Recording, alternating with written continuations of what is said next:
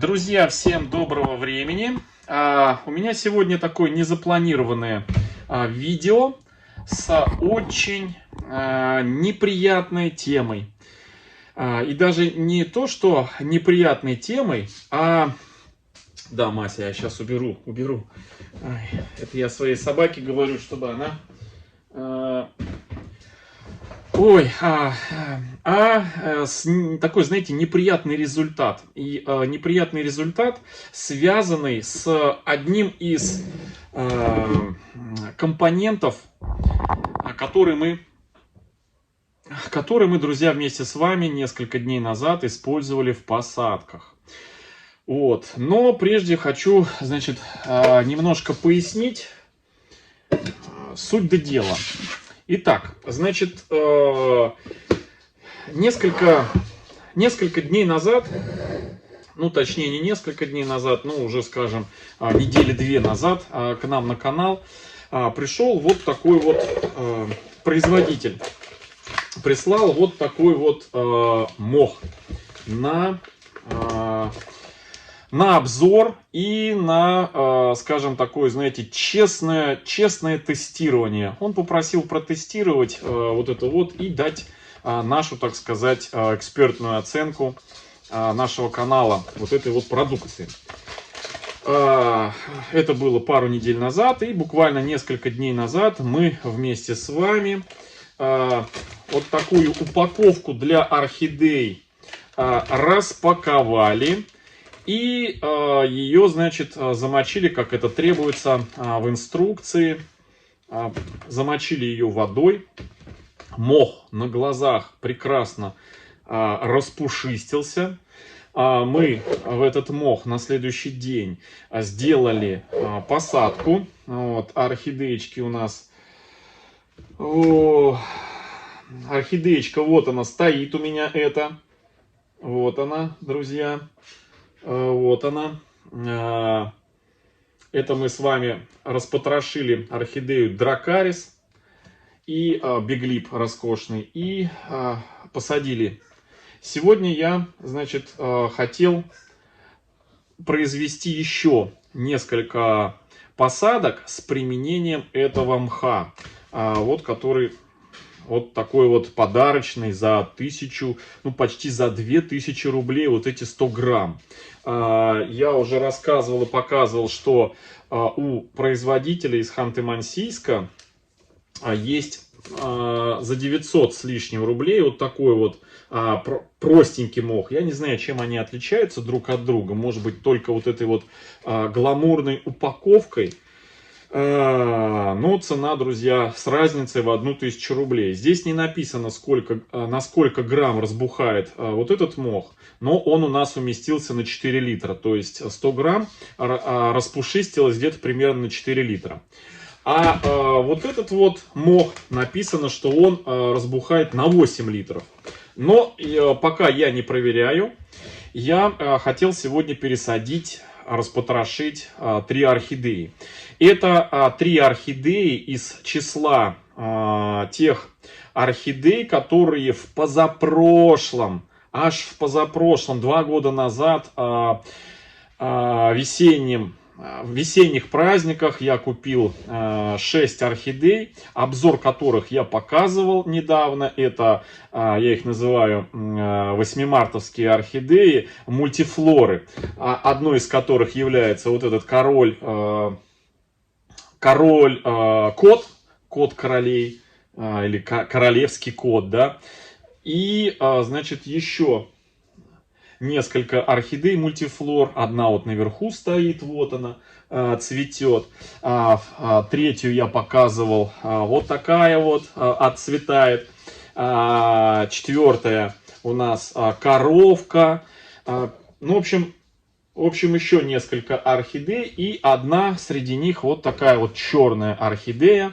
Вот такая вот черная орхидея. Вот она. Посмотрите, какая она роскошная, друзья.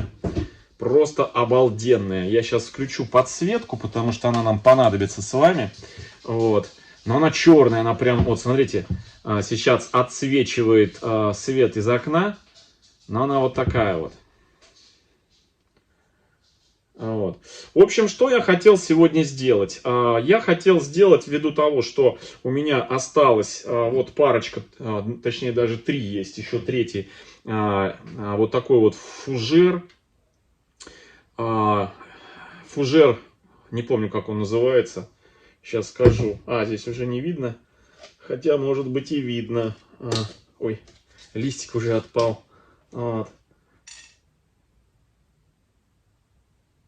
Не вижу.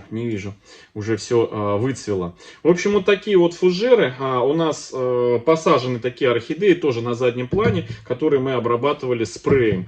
Эти орхидеечки, они прекрасно себя чувствуют.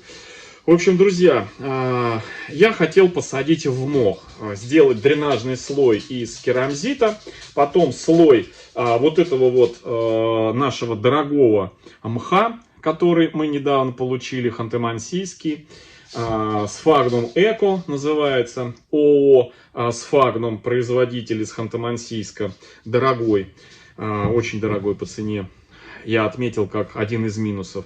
Но кто помнит распаковку этого мха, те помнят, я опубликовал переписку с производителем и задавал такой вопрос, чем, собственно говоря, отличается этот мох от новозеландского мха, который производит та же компания, спрессованный мох, в разы дешевле, чем ханты-мансийский, на что производитель мне ответил, что тот мох выращивают, ну, в общем, специально его сажают, выращивают, и он искусственно выращенный, а они его собирают в ханты-мансийский из болот. И вот некоторые зрители озаботились тем, что не приведет ли вот такое бесконтрольное изымание из природы мха в ханты-мансийский к потере вот таких природных ресурсов, где болото заросшие вот этим мхом. На что еще производитель, ну я не знаю насчет этого, нарушит это как-то экосистему и в каких объемах это добывается. Но речь не об этом, а о том, что производитель ответил, что его мох в разы интереснее за счет того, что они берут его из природы. Он не искусственно выращен, он обладает антибактериальными и антигрибковыми свойствами. В общем, по всем фронтам мох в разы лучше, чем мох Сфагнум, который производит Новозеландия и присылает, ну, сейчас, правда, конечно, уже, наверное, не присылает, но вместе это та же компания, что продает Архиату и вот мох Сфагнум новозеландский. На что я согласился, дал добро, хорошо, присылайте, мне будет очень приятно протестировать, наконец-таки, вот такой вот первого нашего производителя этого мха. Я, друзья, почему так подробно все, потому что, ну вот знаете, ладно, не буду я тянуть кота за одно место, покажу вам то, что я вот сейчас увидел. Ну, помимо того, что цена этого мха, который мы с вами распаковали, вот этого 100 грамм, почти 2000 рублей. Вот буквально сколько дней прошло, когда мы, вот несколько дней буквально прошло, когда мы его вместе с вами вот залили водой и сделали пересадку дракариса в этот мох. И вот сейчас я хотел снять видео, пересадить в этот мох еще орхидеи с применением этого мха. Открыл, друзья, вот эту емкость. И что я увидел, друзья? Я не знаю, вам сейчас будет видно, но если вы обратите внимание, то увидите на поверхности мха вот такой белый пушок. Видите? То есть мох покрылся плесенью, друзья. Вот, смотрите. Видите? Мох покрылся плесенью. Я вот как глянул, мне аж прям тошно стало. Вот я сейчас палочкой его вам собираю. Вот, я не знаю, видно вам, не видно. Ну вот белый, вот он. Видите, смотрите. Я его палочкой собираю. Это, друзья, плесень, белая плесень. Я, честно говоря, прям расстроен. Я скажу, почему расстроен. Кто-то скажет, вот мох надо намочить и сразу его применять. Все остальное должно, я вот палочкой уже попользовался я и обратно сюда. Все остальное должно быть сухим. Но, друзья, я вот вам сейчас покажу две бадьи, которые у меня уже, знаете, с какого года? Значит, мне даже не в 21-м, а в 20-м году присылали мох. Вот он был зеленый мох, живой, собранный. По-моему, даже, знаете, эта часть одна у меня от Бушмакиной. Это кировский мох. Вот. Она присылала мне живой, хороший мох. И, друзья, вот еще в 2020 году я у нее покупал. В 2021 году я покупал. Вот одна бадья стоит. Он был зеленый когда-то. Вот у меня вторая бадья. Вот. Это от другого продавца. И вот ни в одном, друзья, ни во втором, ни в одной, ни во второй бадье у меня никогда не возникало плесени. Единственный момент, что у меня в другой бадьечке как-то заселились комарики, цветочные комарики, да, которые отложили там кучу личинок, и я как-то открыл крышку, и там начали вылетать они. Я обработал обычным спреем Боннефорте с далматской ромашкой, прям набрызгал сильно-сильно и закрыл крышку. Все, как бабушка отшептала. Но к чему я? К тому, что вот обычный собранный руками мох, обычный вот живой, он хранится у меня вот уже по 2 года. То есть вот 2 года, друзья, и ничего с ним не происходит. Совсем никакой плесени, никакого грибка. Ну, плесень это грибок, чтобы вы понимали. Белый грибок. И я, честно говоря, вот сейчас снимаю видео для того, чтобы просто вот как есть вам рассказать о том, что не все то золото, что блестит, и не все то хорошее, что дорого стоит на самом деле. Еще раз я говорю, что в интернете можно купить, друзья, уже высушенный продавцами вот такой живой мох по 60 рублей за литр. Уже написали в группе в нашей орхидеи продажа, покупка, обмен. Продавцы продают живой по 50 рублей, высушенный по 60 рублей. Ну, самая высокая цена 70 рублей за литр.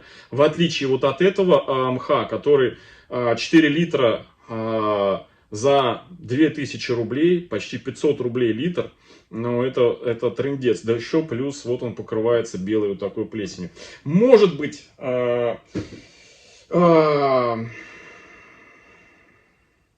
Может быть, я неправильно его храню, но он у меня точно так же, друзья, хранится. Вот влажный, мы его с вами намочили, он влажный. Вот точно так же, как и вот этот. Он у меня тоже этот влажный. Вот, я вам даже его продемонстрирую, что он влажный. Вот здесь вот не начатая упаковка, вот он влажный, он прям влажный, вот у него, видите, конденсат, конденсирует вода. И это я снимаю видео, друзья, я не топлю против вот этого ханты-мансийского мха, но я честно, друзья, расстроен. Я понимаю, что, знаете, есть такая поговорка, дареному коню в зубы не смотрят, но производитель попросил протестировать. Я еще раз говорю, я не занимаюсь рекламой ни в какую, ни за деньги, ни за бартер, ни за еще какие-то там по знакомству. Меня очень часто просят продавцы орхидей или там производители полезности для орхидей прорекламировать в обмен либо на деньги, либо на продукцию ихнюю, либо еще на что-то. Я ни в какую, я не берусь за это. Я что-либо покупаю за свои деньги и делаю нормальные честные обзоры. Собственно говоря, об этом всегда я говорил и говорю. И дальше буду так делать. Вот. Но здесь я просто... знаете, обрадовался тому, что наконец-то у нас в России там появился достойный производитель новозеландского мха в такой вот хорошей упаковке. Но, когда я сегодня увидел, ну ладно, цена дорогая, ну думаю, ну ладно, бог с ним. Ну вот сегодня я увидел, вот первый раз у меня вот мох вот так вот, я новозеландский тоже мох заливал водой, и он у меня ни разу не покрывался вот такой белой плесенью, друзья. Здесь вот такая вот ерунда. Я, честно говоря, даже не ожидал. Поэтому я снимаю это видео, вот специально вам показываю. Ну, выводы, друзья, вам самим делать. Вот. И если производитель этого мха смотрит это видео, я ничего не имею против. Я рассказываю то, что происходит, ну, вот с вашим мхом, в частности. В общем, друзья, вот такая вот история неприятная.